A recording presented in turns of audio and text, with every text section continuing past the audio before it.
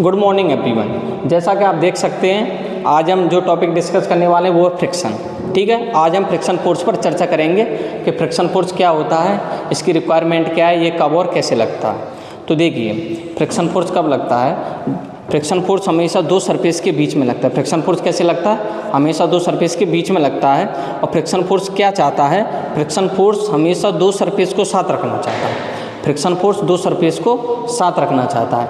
तो friction force क्या चाहता है, दो सरफेस को साथ रखना चाहता है। तो होता क्या है, फ्रिक्शन फोर्स अगर दो सरफेस को साथ रखना चाहता है तो मान लीजिए अगर मैं ये एक ब्लॉक ले लूँ m मास का और एक ब्लॉक ले लूँ स्मॉल m मास का। अगर ये दोनों ब्लॉक कांटेक्ट में हैं, यहाँ पर ये दोनों ब्लॉक कांटेक्ट में हैं, तो फ्रिक्शन क्या चाहता है, जब दो सरफेस कांटेक्ट में आती हैं तो उनके बीच में वीक बॉन्ड स्टेब्लिश्ड हो जाते हैं। दो सरफेस कांटेक्ट में आती है तो उनके बीच में वीक बॉन्ड स्टेब्लिश्ड हो जाते हैं। जो बॉन्ड क्या चाहते हैं, ये दोनों सरफेस साथ में रहें, ये दोनों सरफेस साथ में रहे। ये वीक बॉन्ड क्या चाहते हैं, ये दोनों सरफेस साथ में रहें। तो इन वीक बॉन्ड की वजह से इन सरफेस के बीच में जो फोर्स लगता है, जो वीक बॉन्ड स्टेब्लिश्ड हुए हैं उनकी वजह से इन सरफेस के बीच में जो फोर्स लगता है उसी को नाम दिया गया फ्रिक्शन फोर्स। उसी को क्या नाम दिया गया है, friction force. It is electromagnetic in nature. वे एक सरफेस के चार पार्टिकल जब दूसरी सरफेस के चार पार्टिकल से इंटरेक्ट करते हैं तब ये फोर्स लगता है। और ये फोर्स क्या चाहता है, दो सरफेस को हमेशा साथ में रखना चाहता है। ये क्या चाहता है, टू सरफेस लिव्स टुगेदर। तो देखिए एक्चुअली में चल क्या रहा होगा, मैं आपको थोड़ा समझाता हूँ। देखिए मान लीजिए ये m मास का ब्लॉक है और ये दूसरा m मास का ब्लॉक था। तो इनके बीच में क्या होता है, इनके बीच में अगर मैं इस पर एक फोर्स लगाऊं F, अगर मैं फोर्स लगाऊंगा F तो ये इस पर स्लिप करने का ट्राई करेगा, आगे बढ़ने का ट्राई करेगा। बट क्या होगा, इनके बीच में एक वीक बॉन्ड स्टेब्लिश्ड हुआ है। वो क्या चाहता है, ये दोनों सरफेस साथ में रहे। तो होता क्या है, मान लो मैं इसमें ऐसे धागे से बना दे रहा हूँ, ऐसे धागे से बन जाते हैं। जो क्या चाहता है, अगर मैंने इस पर F फोर्स लगाया तो इनके बीच में जो वीक बॉन्ड स्टेब्लिश्ड हुआ है उसके कारण फ्रिक्शन फोर्स डेवलप हुआ है। वो फ्रिक्शन फोर्स चाहता है ये दोनों सरफेस साथ में रहा। तो अगर इसको मैं आगे मूव कराना चाह रहा हूँ तो इस पर फ्रिक्शन फोर्स किधर लगेगा बताइए, इस पर फ्रिक्शन फोर्स लगेगा इधर। ठीक है, क्योंकि वो क्या चाहता है, ये वाली सरफेस और ये वाली सरफेस दोनों साथ में रहा। एक्शन इस पे लगा, बट ये ब्लॉक आगे चलना चाह रहा है तो वो क्या चाहेगा, इस ब्लॉक को साथ में चलाना, क्योंकि फ्रिक्शन क्या चाहता है, दोनों सरफेस को साथ रखना। तो अगर ये एक्शन इधर लग रहा है तो बताइए इस सरफेस पर रिएक्शन किधर लग जाएगा, आगे की तरफ। तो आप देख सकते हैं friction force action and reaction pair में लग रहा है। तो फ्रिक्शन फोर्स बेटा क्या चाहता है, दो सरफेस को हमेशा साथ रखना चाहता है। ठीक है, तो फ्रिक्शन की भी एक मैक्सिमम लिमिट होगी, क्योंकि जैसे मान लीजिए मैं ये फोर्स लगा रहा हूँ, मैंने 1 न्यूटन लगाया, 2 न्यूटन लगाया, 3 न्यूटन लगाया, 10 न्यूटन लगाया। तो मैं जैसे जैसे फोर्स बढ़ाता जाऊँगा तो एक ना एक तो मूवमेंट ऐसा आएगा जब ये ब्लॉक चल जाएगा, फोर्स बढ़ाता जाऊँगा। क्यों फ्रिक्शन, ये फोर्स को मैं जैसे फ्रिक्शन की मैक्सिमम लिमिट से ज़्यादा करूँगा तो इन दोनों सरफेस के बीच में क्या हो जाएगा बेटा, रिलेटिव स्लिपिंग स्टार्ट हो जाएगी। रिलेटिव स्लिपिंग स्टार्ट हो जाएगी तो ये ब्लॉक क्या स्टार्ट कर देगा, मूव होना स्टार्ट कर देगा। ठीक है, तो फ्रिक्शन एक मैक्सिमम लिमिट तक लगता है। फ्रिक्शन किस तक लगता है बेटा, फ्रिक्शन एक मैक्सिमम लिमिट तक लगता है। उसको बोलते हैं हम स्टैटिक फ्रिक्शन की मैक्सिमम लिमिट। तो जो स्टैटिक फ्रिक्शन की मैक्सिमम लिमिट आती है एफएस मैक्स, वो आती बेटा डायरेक्टली प्रोपोर्शनल टू नॉर्मल के डायरेक्टली प्रोपोर्शनल टू क्यों आएगी, आप खुद सोचिए। मैं जितना ज़्यादा इसको प्रेस करूँगा उतने अच्छा बॉन्ड स्टेब्लिश्ड होगा इनके बीच में। तो जितना ज़्यादा नॉर्मल फोर्स होगा उतनी ज़्यादा फ्रिक्शन फोर्स की वैल्यू होगी कि नहीं होगी। अगर मैं ये प्रोपोर्शनलिटी हटाऊँ तो इसकी जगह जो कांस्टेंट आएगा F max equals to that is the mu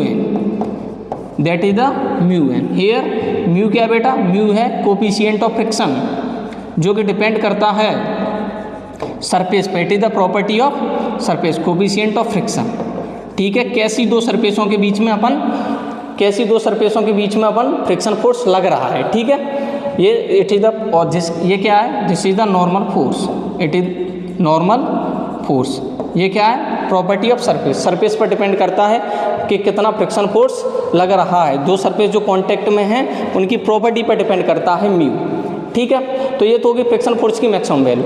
और फ्रिक्शन फोर्स की ये मैक्सिमम लिमिट है, ये फ्रिक्शन की वैल्यू नहीं है। फ्रिक्शन फोर्स जितना चाहे जिधर चाहे उतना लग सकता है दो सरफेस को साथ में रखने के लिए। तो बताइए फ्रिक्शन क्या चाहता है, फ्रिक्शन क्या चाहता है, friction bonds two surfaces, friction bond two surfaces lives together. क्या चाहता है? दो सरफेस हमेशा साथ में रहें। Friction bond two surface lives together. और एफ एस मैक्स यहाँ पर ये लिखा है, F S max equal to mu N. ये क्या है? This is the maximum value of friction force, static friction या friction force. This is the maximum value of friction force, maximum value of friction force. ये क्या है बेटा? Friction force की maximum value है कि फ्रिक्शन फोर्स इससे ज़्यादा नहीं लग सकता। ये फ्रिक्शन की वैल्यू नहीं है, फ्रिक्शन की वैल्यू इससे भी कम हो सकती है। फ्रिक्शन मैंने क्या बोला? जितना चाहे जिधर चाहे उतना लग सकता है इन दो सरफेस को साथ में रखने के लिए। कैसे? अगर ये दोनों सरफेस साथ में, अगर मैं यहाँ पर कोई फोर्स नहीं लगा रहा तो बताइए फ्रिक्शन की वैल्यू कितनी होगी? 0, क्योंकि जब वो दोनों साथ में तो फ्रिक्शन को लगने की रिक्वायरमेंट है ही नहीं। लेकिन जैसे ही मैंने फोर्स लगाया तो तुरंत फ्रिक्शन डेवलप हो गया। जैसे ही इस पर फोर्स लगाया तुरंत फ्रिक्शन आ गया इन दोनों सरफेस के बीच में, क्योंकि वो क्या चाहता है? दोनों सरफेस को साथ में रखना। जब फोर्स नहीं लग रहा था तब दोनों सरफेस ऑटोमेटिक साथ थी तो फ्रिक्शन की वैल्यू क्या? 0। लेकिन जैसे ही फोर्स लगाया तो फ्रिक्शन आ गया दोनों सरफेस को साथ में रखने के लिए। तो ये क्या होता है बेटा? फ्रिक्शन की मैक्सिमम वैल्यू। तो जैसे ही अपन फोर्स फ्रिक्शन की मैक्सिमम वैल्यू से लगाएंगे, जैसे ही फोर्स फ्रिक्शन की मैक्सिमम वैल्यू से लगाएंगे तो इन दो सरफेस के बीच में क्या हो जाएगी? रिलेटिव स्लिपिंग स्टार्ट हो जाएगी। तो जब जो फ्रिक्शन लगता है, उसको क्या नाम दिया? Kinetic friction. जब दो सरफेस साथ में रहें, जब तक दो सरफेस साथ में रहें तो जब जो फ्रिक्शन लगता है उसको बोलते हैं स्टैटिक फ्रिक्शन। और जब रिलेटिव स्लिपिंग स्टार्ट हो जाए इन दोनों सरफेस के बीच में तो कौन सा फ्रिक्शन लगेगा? Kinetic friction. तो यहाँ से हम दो फ्रिक्शन पढ़ने वाले हैं, एक तो अपन स्टैटिक फ्रिक्शन और दूसरा क्या पढ़ने वाले अपन? Kinetic friction. Static friction and kinetic friction. ये दो। स्टैटिक फ्रिक्शन कब लगता है? जब दो सरफेस के बीच में रिलेटिव स्लिपिंग ना हो रही हो तो कौन सा फ्रिक्शन लगेगा? स्टैटिक। और जब दो सरफेस के बीच में रिलेटिव स्लिपिंग स्टार्ट हो जाए तो कौन सा फ्रिक्शन लगेगा? काइनेटिक। ठीक है। और ये फ्रिक्शन की वैल्यू नहीं है बेटा, ये फ्रिक्शन की मैक्सिमम वैल्यू है। फ्रिक्शन की वैल्यू 0 से लेकर म्यू एन के बीच में कुछ भी हो सकती है, ये आपको समझना होगा। This is the maximum value of the friction. तो फ्रिक्शन क्या चाहता है? इस बात को दिमाग में बिठा लीजिए अच्छे से। फ्रिक्शन चाहता है दो सरफेस को हमेशा साथ में रखना। तो वो दो सरफेस को साथ में रखने के लिए जितना चाहे जिधर चाहे उतना लग सकता है, लेकिन अपनी मैक्सिमम वैल्यू से कम, अपनी मैक्सिमम वैल्यू से कम। अगर आपको ये चीज़ आती है, बस फ्रिक्शन में इतना ही, अगर आपको ये चीज़ पकड़ में आती है तो आप कोई भी सवाल कर सकते हैं। चलिए तो मैं कुछ सवाल करके दिखाता हूँ आपको बहुत अच्छे तरीके से। देखिए सबसे पहले थोड़ा सा टफ सवाल ले लेते हैं अपन, ठीक है, जिससे बेसिक क्लियर हो जाएंगे। ठीक है, तो देखिए ये यहाँ पर एक सवाल दे रखा है, find out the acceleration of both the blocks. हमें दोनों ब्लॉक का क्या बताना है बेटा? एक्सेलेरेशन बताना है। यहाँ पर म्यू दे रखा है, कोफिशिएंट ऑफ फ्रिक्शन 0.2, और ये दो ब्लॉक हैं। यहाँ पर म्यू दे रखा है बेटा 0, यहाँ पर म्यू कितना है? 0, और यहाँ पर म्यू कितना दे रखा है? 0.2। और हमको पूछा गया कि भाई साहब दोनों ब्लॉक का एक्सेलेरेशन बता दीजिए। चलिए चालू करते हैं। तो देखिए तरीका क्या होता है, सबसे पहले अपन मैक्सिमम लिमिट निकाल लेते हैं फ्रिक्शन की। तो फ्रिक्शन मैक्सिमम कितना लग सकता है? ठीक है, फ्रिक्शन की औकात क्या है वो निकाल लेते हैं। तो देखिए एफ एस मैक्स अभी मैंने बताया, तो बोलिए कितना होता है? म्यू इंटू एन होगा, और एन यहाँ से एम जी के बराबर होगा, म्यू एम जी होगा कि नहीं होगा? म्यू की वैल्यू कितनी बोली? 0.2, और यहाँ से एम की वैल्यू कितनी है? 4, और जी की वैल्यू 10। तो बताइए कितना आ गया? 8 न्यूटन। फ्रिक्शन फोर्स कितना आ गया? 8 न्यूटन। ठीक है, अब देखिए अब मैं एफबीडी बनाता हूँ इनका। अगर मैं इसका 4 kg का एफबीडी बनाऊँ, फ्री बॉडी डायग्राम, अगर इसका एफबीडी बनाऊँ तो मान लीजिए इस पर लग रहा है अगर 10 न्यूटन, ठीक है, और इस पर लग रहा है मान लीजिए 8 न्यूटन, और इसका एक्सेलरेशन मैंने मान लिया इधर A1, कितना मान लिया? A1। और न्यूटन की सेकंड इक्वेशन लगा रहा हूँ मैं, F net equals to M into a. Net force कितना होगा बोलिए? 10 - 8 इक्वल्स टू 4 इंटू A1, तो 2 इंटू A1, 2 इंटू 4 A1। तो यहाँ से A1 की वैल्यू कितनी आ गई बोलिए? 0.5 मीटर पर सेकेंड स्क्वायर। A1 की वैल्यू आ गई। ऐसे में अगर इस दूसरे वाले का एफबीडी बनाऊँ तो बताइए अगर 8 kg इस पर फ्रिक्शन पीछे की तरफ लगा, ये एक्शन हो गया, तो इसका रिएक्शन आगे की तरफ लगेगा कि नहीं लगेगा? इस सरफेस पर इधर कितना लगेगा बोलिए? 8 न्यूटन, और इसका एक्सेलरेशन मान लीजिए कितना हो गया? 8। ठीक है, तो बताइए दूसरी इक्वेशन क्या लिख सकता हूँ? F इक्वल्स टू M है तो 8 इक्वस टू 8a2, तो a2 की वैल्यू कितनी आ गई बोलिए 1 मीटर पर सेकेंड स्क्वायर। a2 की वैल्यू कितनी आ गई 1 मीटर स्क्वायर। तो ऊपर वाला 0.5 मीटर पर सेकेंड से स्क्वायर से चल रहा होगा, नीचे वाला 1 मीटर पर सेकेंड स्क्वायर से चल रहा होगा। क्या ये सही है बताइए, क्या ये सही है? नहीं, यही गलती होती है अक्सर लोगों से। मैंने क्या बोला था, this is the maximum value of the friction. ये फ्रिक्शन की वैल्यू नहीं है, ये फ्रिक्शन की मैक्सिमम वैल्यू है। फ्रिक्शन 0 से लेकर 8 न्यूटन के बीच में कुछ भी लग सकता है। तो ये गलती हो गई यहाँ से, क्योंकि यहाँ पर अपने मैक्सिमम फ्रिक्शन की वैल्यू लगे, अपने फ्रिक्शन की रिक्वायरमेंट ही चेक नहीं की कि फ्रिक्शन कितना लगेगा, वही चेक नहीं किया। ये कैसी कंडीशन होगी आपको सोचिए, जैसे ये टेबल है 8 kg की, इस पर 4 kg का ब्लॉक रखा है, तो जिस पर मैं फोर्स लगा रहा हूँ वो तो कम से चल रही है, और जो टेबल है ब्लॉक पर फोर्स लगा रहा हूँ, टेबल के ऊपर रखा है, और टेबल है, टेबल सूं करके निकल गई। देखिए इसका एक्सेलरेशन 1 मीटर पर सेकंड हो गया। तो ये हो सकता है क्या नॉर्मल लाइफ में? ये पॉसिबल ही नहीं है। समझ में आया कि नहीं आया? तो गलती की है। गलती क्या की है, अपन ने फ्रिक्शन की मैक्सिमम वैल्यू लगा दी है और अपन ने फ्रिक्शन की रिक्वायरमेंट चेक ही नहीं की है। तो सबसे पहले फ्रिक्शन से पूछना पड़ेगा। फ्रिक्शन दिमाग लगाएगा, फ्रिक्शन इंटेलिजेंट फोर्स है, वो सोचेगा कि अगर मुझे इन दोनों ब्लॉक को साथ में रखना है तो मुझे कितना लगना पड़ेगा। तो देखिए फ्रिक्शन कैसे सोचता है। अब फ्रिक्शन क्या सोच रहा है, फ्रिक्शन क्या चाहता है? सबसे पहले मैंने बोला था फ्रिक्शन की रिक्वायरमेंट क्या है, फ्रिक्शन चाहता है दोनों सरफेस को साथ रखने। तो दोनों सरफेस को साथ रखने के लिए फ्रिक्शन कितना लगेगा, पहले हम ये चेक करेंगे कि भाई फ्रिक्शन की रिक्वायरमेंट क्या है। देखिए अगर इन दोनों ब्लॉकों को वो साथ में रख रहा है तो दोनों का एक्सेलरेशन सेम होगा। तो बताइए अगर फ्रिक्शन F लग रहा है, मैंने मान लिया ये दोनों ब्लॉक साथ साथ चल रहे हैं और फ्रिक्शन लग रहा है F। फ्रिक्शन की रिक्वायरमेंट देखेंगे भाई साहब कि फ्रिक्शन कितना लग रहा है, क्या चाहता है दोनों सरफेस को साथ में रखने के लिए।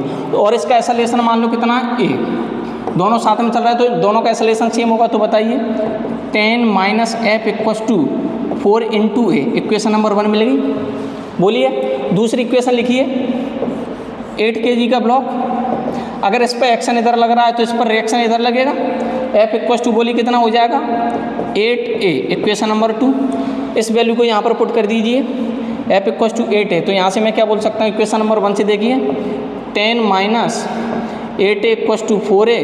तो यहाँ से 10 इक्वस टू कितना आ गया बोलिए 12A। तो A की वैल्यू कितनी आ गई 5/6 मीटर पर सेकेंड स्क्वायर।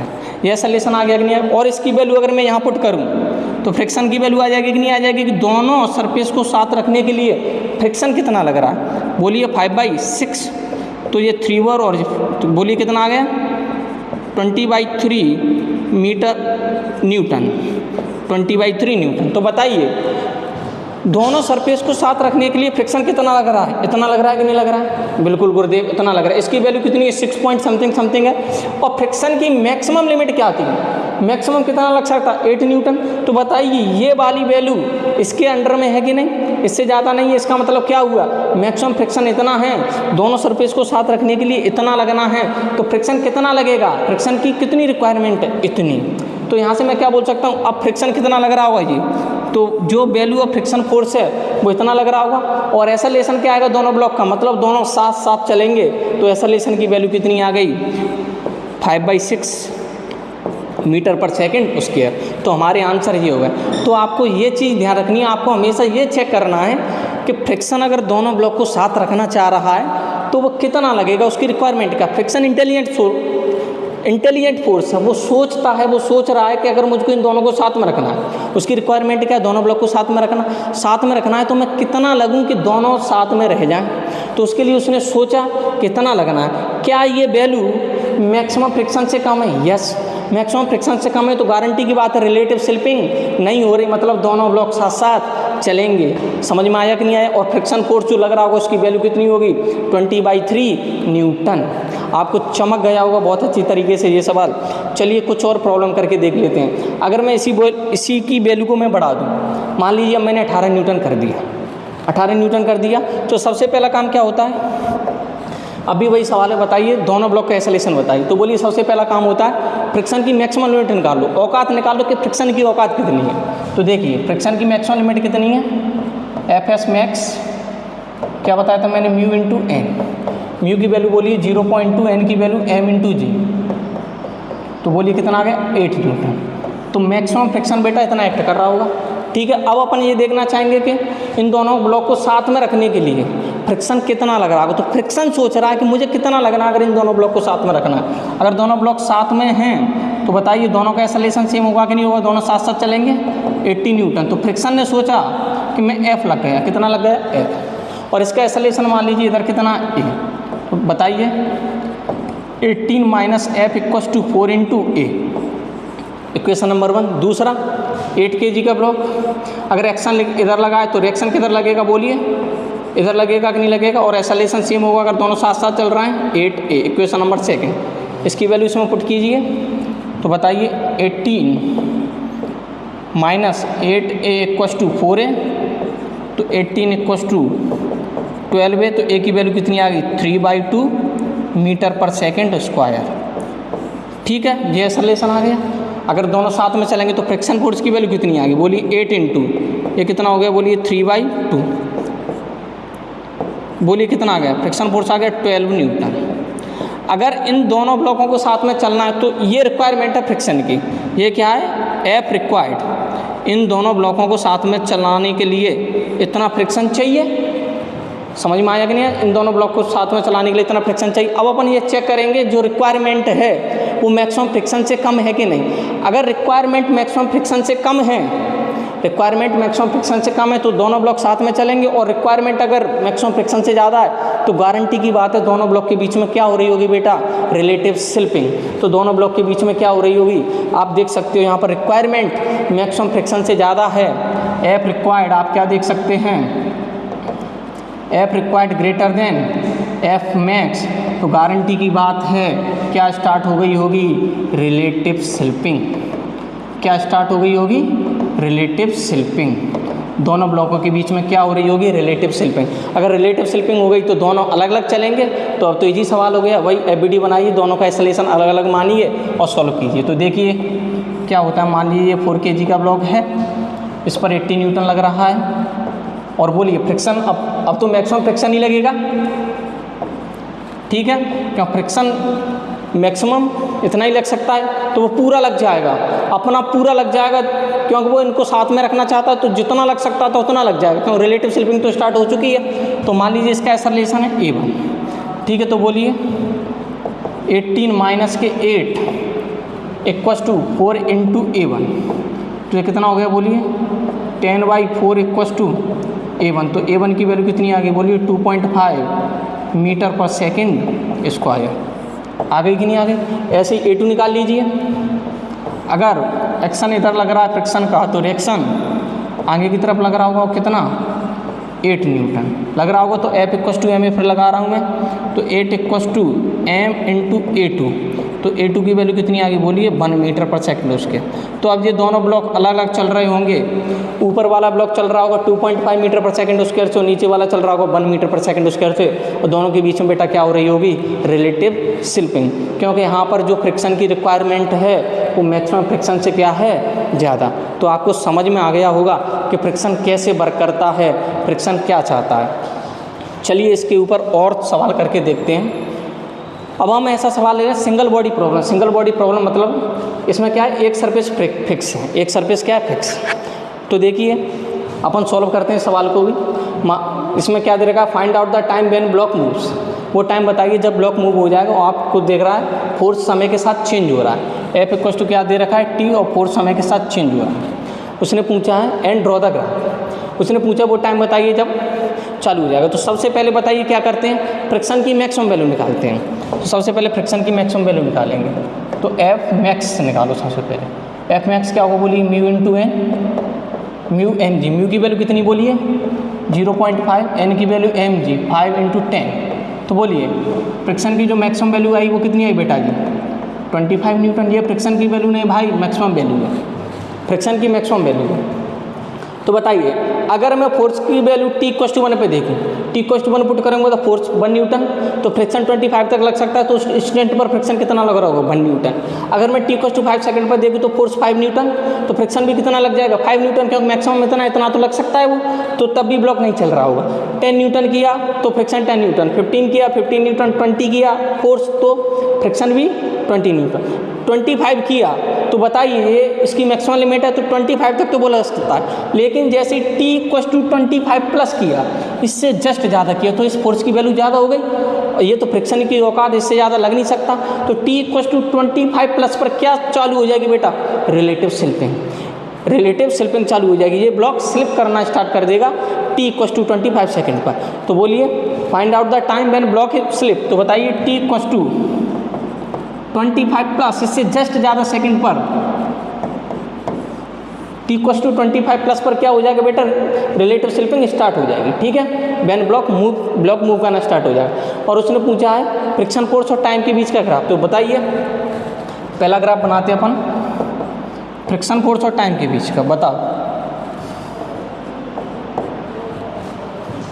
t = 1 सेकेंड पर, फ्रिक्शन फोर्स भी 2 पे, फ्रिक्शन भी 25 तक क्या हो रहा होगा, फ्रिक्शन लीनियरली वेरी कर रहा होगा टाइम के साथ। तो ये ग्राफ कैसा आ जाएगा, लीनियरली वेरी कर रहा है अगर फ्रिक्शन टाइम के साथ, तो बताइए t = 25 सेकेंड तक स्ट्रेट लाइन आएगा, ये स्ट्रेट लाइन t = कहाँ तक 25 सेकेंड, और 25 सेकेंड के बाद आप भले ही कितना भी टाइम किसी भी टाइम पर बात कर लीजिए, फ्रिक्शन तो इससे ज़्यादा लग ही नहीं सकता, तो उसके बाद फ्रिक्शन की वैल्यू क्या हो जाएगी, कांस्टेंट। उसके बाद फ्रिक्शन की वैल्यू क्या हो जाएगी बताइए, कांस्टेंट। इसके बाद F = 25 न्यूटन के बाद फ्रिक्शन की वैल्यू क्या हो जाएगी, कांस्टेंट। तो this is the graph between the friction and time. दूसरा ग्राफ क्या पूछा बेटा, एक्सेलरेशन एंड टाइम के बीच का ग्राफ, तो देखो इसको भी देख लेते हैं, एक्सेलरेशन और टाइम के बीच का ग्राफ, AT ग्राफ। तो आप देख सकते हैं t = 25 सेकंड तक क्या हो रहा है, बोलिए t = 25 सेकंड तक तो ब्लॉक मूव ही नहीं कर रहा, तो t = 25 सेकंड तक एक्सेलरेशन कितना हो जाएगा, t = 25 सेकंड तक एक्सेलरेशन हो जाएगा 0, ब्लॉक मूव ही नहीं कर रहा है तो एक्सेलरेशन हो गया 0। उससे आगे क्या होगा, ब्लॉक मूव करना स्टार्ट कर देगा। तो देखिए जैसे ब्लॉक मूव करना स्टार्ट कर देगा तो न्यूटन की इक्वेशन लगाइए, F = ma लगा रहा हूँ मैं, तो ध्यान दीजिए F माइनस फ्रिक्शन फोर्स लगना स्टार्ट हो जाएगा, F माइनस के F = m × a, 5 × a, ठीक है। और फ्रिक्शन की मैक्सिमम, अब तो फ्रिक्शन अपना मैक्सिमम लग रहा होगा क्यों, रिलेटिव स्लिपिंग स्टार्ट हो गई, तो F किसके बराबर है बोलिए, ठीक है, T माइनस किसी भी t = 25 प्लस पर बात कर रहा हूँ मैं, और फ्रिक्शन कितना लग रहा है 25 = 5 × a, तो a = बोलिए कितना आ गया, T/5 माइनस के 5 आगे आगे नहीं हो गया। तो ध्यान दीजिए ये कुछ ऐसा नहीं है, y = mx - c टाइप है कि नहीं, तो बताइए ये स्ट्रेट लाइन की इक्वेशन है कि नहीं, तो यहाँ से ये क्या हो जाएगा, स्ट्रेट लाइन, स्ट्रेट लाइन, ठीक है। अगर मुझे कोई ये एंगल थीटा पूछे तो ये निकाल सकता हूँ कि नहीं निकाल सकता, हाँ बिल्कुल निकाल सकते हैं। तो बोलिए यहाँ से क्या लिख सकता हूँ, m स्लोप होती है, m = क्या होता है tan थीटा, ठीक है। tan थीटा किसके बराबर है बोलिए 1/5, तो मुझे थीटा पूछा है तो थीटा = क्या हो जाएगा बोलिए tan इनवर्स 1/5, ये हम स्लोप भी निकाल सकते हैं, ठीक है। तो ऐसे सवाल कर सकते हैं अपन, बहुत इजीली कर सकते हैं, बस अपन को ये ध्यान रखना है फ्रिक्शन क्या चाहता है, फ्रिक्शन चाहता है 2 सरफेस लिव्स टुगेदर, और उसके लिए वो जितना चाहे जिधर चाहे उतना लग सकता है। अगर फ्रिक्शन की रिक्वायरमेंट मैक्सिमम फ्रिक्शन से कम है तो दोनों सरफेस साथ में रहेंगी, अगर फ्रिक्शन की रिक्वायरमेंट मैक्सिमम फ्रिक्शन से ज़्यादा है तो रिलेटिव स्लिपिंग स्टार्ट हो जाएगी। बस ये चीज़ ध्यान रखिए, इतने से काम चल जाता है अपना। तो देखिए एक और सवाल करते हैं अपन, find out the value of friction force, friction force की वैल्यू पूछिए। तो देखिए सॉल्यूशन, तो देखिए भाई सबसे पहले क्या करना होता है, आप मैक्सिमम फ्रिक्शन की वैल्यू निकाल के बैठ जाया करो। तो मैक्सिमम फ्रिक्शन की वैल्यू निकाल रहा हूँ मैं, F max क्या होगा बोलिए μ × n, म्यू कितना है 0.5, और इस केस में बताइए इधर नहीं चल रहा है ये ब्लॉक इक्विलिब्रियम में, तो बताइए इधर लग रहा होगा नॉर्मल, तो यहाँ से नॉर्मल किसके बराबर हो गया 40 न्यूटन, क्योंकि इस डायरेक्शन में कोई मोशन नहीं है, तो ये बोलिए कितना हो गया, नॉर्मल किसके बराबर हो गया बेटा 40 न्यूटन। तो बताइए जो फ्रिक्शन की मैक्सिमम वैल्यू है वो कितनी आ गई 20 न्यूटन, तो इतना मैक्सिमम लग सकता है फ्रिक्शन, 0 न्यूटन से लेकर 20 न्यूटन के बीच में लग सकता है, ठीक है। तो रिक्वायरमेंट कितनी है अब ये देख लेते हैं, फ्रिक्शन की वैल्यू पूछी है भाई, तो बोलिए कि mg फोर्स लग रहा होगा इस पर m × g 1 × 10 न्यूटन इधर लग रहा होगा, और फ्रिक्शन फोर्स किधर लग रहा होगा इधर लग रहा होगा। तो फ्रिक्शन फोर्स क्या चाहता है, ये दीवार की सरफेस और ये ब्लॉक की सरफेस ये वाली दोनों साथ में रहे, फ्रिक्शन क्या चाहता है, ये दोनों साथ में रहे। तो अगर ये 10 लग रहा है और फ्रिक्शन की मैक्सिमम वैल्यू कितनी बोलिए 20 न्यूटन, तो बताइए अगर फ्रिक्शन को इन दोनों को साथ में रखना है तो फ्रिक्शन को कितना लगना चाहिए। अगर इतना ही फ्रिक्शन में ऊपर लगा दूँ तो ये इक्विलिब्रियम में आ जाएगा कि नहीं आ जाएगा, तो ये दोनों सरफेस हमेशा साथ में रहेंगे कि नहीं रहेंगे। तो बोलिए, तो यहाँ पर जो फ्रिक्शन लग रहा है उसकी वैल्यू क्या होगी 10 न्यूटन। तो यही हमारा आंसर हो गया। बोलिए फ्रिक्शन कितना लगना चाहिए बेटा जी 10 न्यूटन। अगर फ्रिक्शन 10 न्यूटन लगेगा तो ये इक्विलिब्रियम में रहेगा और दोनों सरफेस साथ में रहेंगी। ठीक है, चलो एक और सवाल देख लेते हैं फ्रिक्शन फोर्स पर।